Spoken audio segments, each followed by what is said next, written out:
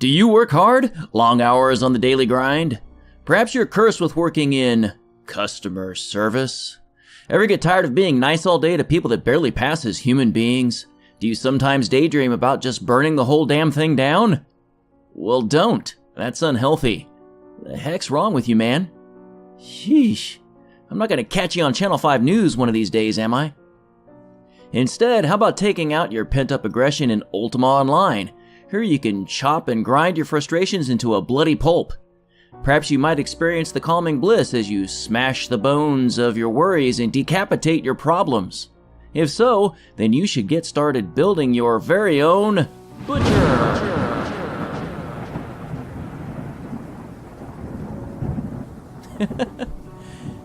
Hey everybody, it's wylwrk here, back with another UL Renaissance build. I've made this one in the spirit of Halloween.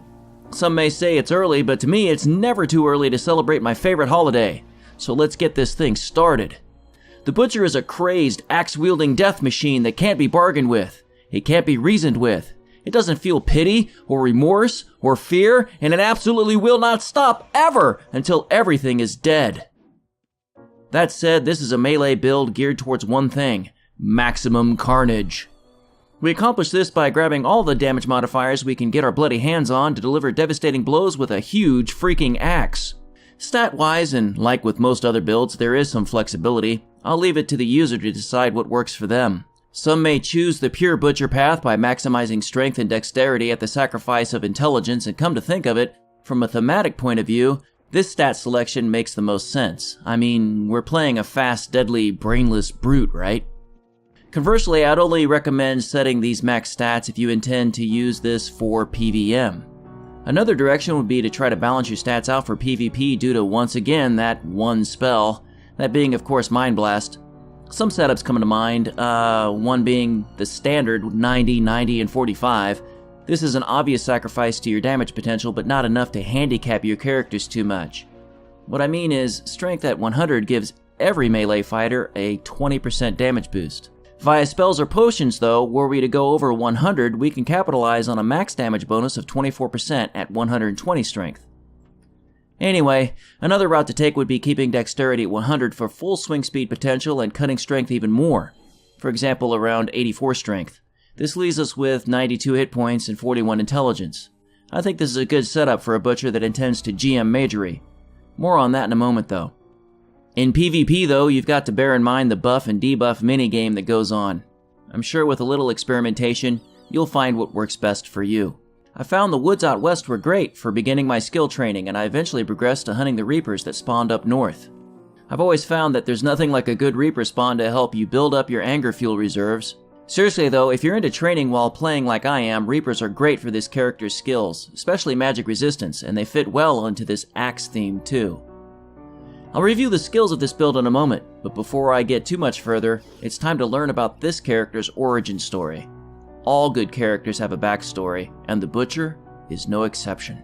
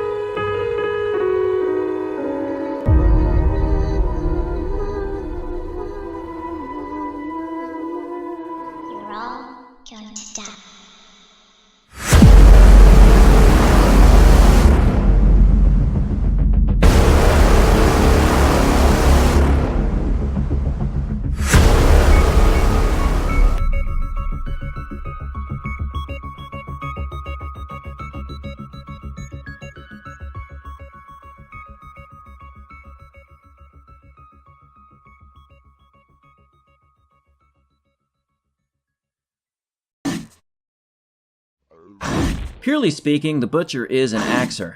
Others call it a lumberjacking, or simply put it, an LJ. It will have tactics, anatomy, swordsmanship, healing, resisting spells, and of course, lumberjacking. Consider all of these compulsory skills and GM all of them. Anything less would be uncivilized. I mean, if you're going to sacrifice skill points to jam-pack skills into this build, you may as well drop lumberjacking completely. The objective here again is maximum damage output via your axe. These skills combined with the right equipment will ensure you absolutely devastate as you hack, slash, and chop everything that dares step in your path. Aside from the normal melee damage modifiers such as tactics and anatomy, this build adds lumberjacking, which is +9 to all damage dealt with axes. I found this build to be non-stop fun all the way through its training, and I'm sure you will too. Start your own butcher near a town that has a progressive range of victims nearby, for example, Minok. There you can hit the ground running. Simply pick up the nearest hatchet and go on a killing spree in the nearby forest. You may hone your butchering skills on the woodland creatures there. Chop a chicken, slash a snake, hack a hind, make a meal of the raw, still beating heart from a great heart. Even bash a bear if you dare. Getting low on bandages? Shear some sheep. When you feel dark and evil enough, take on a wandering healer for some real fun. These things will help you dial in your health bar management skills. Seriously, for a beginner, wandering healers offer an interesting challenge. When training your butcher, don't forget, give these guys a try. Speaking of challenge, I also challenge you to go to war with the Reapers north of Minok. As I mentioned earlier, they are a ton of fun and will be a place you can spend a considerable amount of time as you hone your skills. You are a lumberjack after all. Why not go to war with the trees, huh? These stationary spellcasters can provide plenty of challenge as you build up your reflexes. With enough time and practice, you'll be ready to handle explosion and flame strike spam with the best of them. I highly suggest that you take the time to enjoy the training period of your character overall. It's a golden opportunity to have a lot of fun. For a crazed maniac, the butcher is very self-sufficient. The scope of content available to you is vast, and this template will see you excel in everything from basic to advanced PvM, Iron Man titles, holiday events, and with a few modifications, PvP. Regarding PvM though, I initially used mine to harvest leather hides. Kinda goes with the theme. I just saw Spine go for 30 gold apiece, so consider it a rather profitable occupation. You could take a break from combat training and vent some of your pent-up aggression chopping trees for their lumber. You can, of course, put the lumber to use on your other characters, or you can sell it straight off for a profit. Once you reach a high lumberjacking skill level, you can even harvest special oak wood from certain trees that sell for a nice amount of gold to other players. Back to PvM though, you could work a good humanoid spawn and see if you can pull a decent silver axe. Now follow me here. Silver weapons do additional damage to the undead. Use this weapon to farm undead monsters like liches and even lich lords if you're careful. They have great loot, but more specifically, they have a chance to drop a Repawned Slayer weapon. Repawned Slayers do additional damage to humanoid creatures. Should you pull a good one, you'll absolutely devastate with it. They also do particularly well during the Night of Horrors holiday event. This is a two-part special event comprising of special overland spawns in cemeteries throughout Britannia, varying from zombies to vampires, oh my. These baddies will have a chance to drop special prize loot, including rares and special currency called holiday coins. You can use these coins to purchase other special items with. The best thing about Night of Horrors, though, is the instanced event. This year will be set in Britain as a survivalist-themed challenge where your character is dropped in with no supplies. You have to scavenge, craft, fight, and run for your very life from a variety of special Halloween-themed monsters. You'll also get the chance to jump into the fray with the rest of the survivors and challenge several boss mobs, each with their own method to wreak death and destruction. Seriously, if you haven't yet, join UL Renaissance. What are you waiting for? If you start your own butcher today, you'll be ready in time to experience the Night of Horrors event for yourself and find out why it's everyone's absolute favorite. The butcher can also do very well in player versus player combat, from Order to Chaos, factions, Capture the Flag, Overworld PvP, and even the occasional murder. They're very fun for standard dueling too. You'll find most mages are used to fighting other mages and don't initially adapt well to the constant pressure your build can bring. Overall, the butcher can apply itself to most content in a fun and challenging way that I'm sure you'll enjoy. I've found that with a few tweaks here and there, it can adapt to a variety of situational playstyles. For instance, you may have noticed earlier I only listed 6 skills for this build. The last 100 points of course optional, but I suggest magery. At least 50.1 for no-fail recalls. If you plan to use it for Night of Horrors though, you could drop magery in lieu of just about anything that would help you survive the challenges. Maybe mining for fast supply of resources to a crafter on your team, or perhaps blacksmithing to craft your very own exceptional equipment. maybe even alchemy to grind out your own potions on the fly.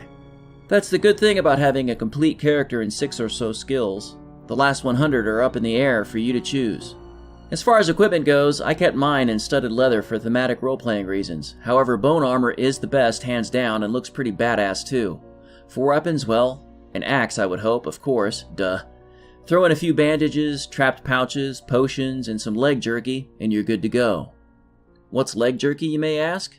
Come on now, if you're gonna be a scary butcher, you have to know the recipe. Welcome to Cannibal Carl's Crazy Cooking Show! Today I plan to prepare an extra special treat for the butcher on the go. Let's not waste any time and get right into it. For ingredients you're gonna need 1 human leg, 1 sharp choppy thing. Simply apply the sharp choppy thing, in this case I'm using an axe, to the leg to remove the succulent jerky. Apply a liberal amount of salt and hang to dry for a few days until it turns nice and green and extra stinky. Yeah, that's great. Once it's all dried and shriveled, finish the process by raising it with hellfire and chanting incantations in service of the blood god. It's just that simple. Once that's done, garnish with parsley, serve, and enjoy.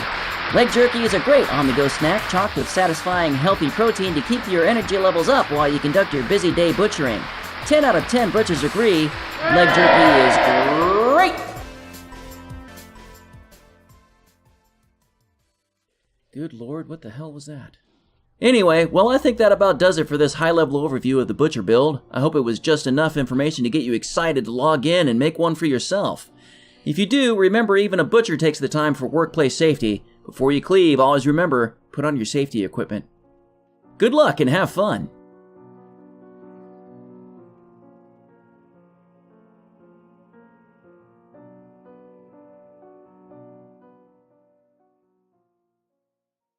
Hey guys, I just want to take a moment off script here to thank you, number one, for tuning in. I've been having a lot of fun, and I've been having a little bit more than usual fun with this one. The reason being, if you're not a member of UL Renaissance, I gotta say once again, what the hell are you waiting for? Get in here. But us players on UL Renaissance, we have a saying, and that's simply put, hype. There's a lot of hype, and it's building up. I'm just getting excited talking about it, because Night of Horrors is coming up, and it's going to get here before you know it. And I'm talking about Halloween, I'm talking about instanced events, overland spawn, vampires, succubuses, crazy zombies running around all over the place, undead dogs and cats undeading together. When I think about it, I just get hyped. It makes me want to get up. It makes me want to go outside, maybe, I don't know, and just scream at the top of my lungs. Get hyped,